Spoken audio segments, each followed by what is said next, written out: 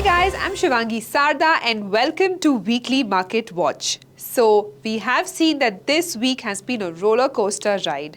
Now before we move ahead, don't forget to like, share and subscribe to our YouTube channel and hit the bell icon for timely updates. So now coming back to the market, we've seen that there was a huge event this week, which was the interim budget. But then again, we were not expecting much of a move here because of the elections which are yet to come. So overall, Nifty has remained in a range with quite a lot of volatile swings. That is because India VIX spiked above 16.5 zones, which discomforted the bulls. But then again, we have seen the comeback of bulls at the support zones. So while Nifty remains strong, Bank Nifty has still, shown some signs of underperformance.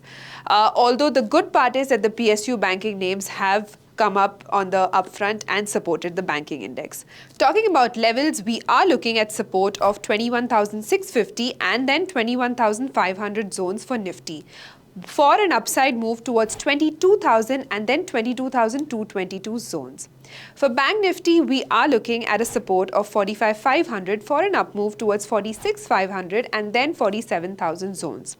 Now, the reason why Bank Nifty is yet to perform is because the heavyweights have given up, but then PSU banking names are showing strength, and this is what will drive the index.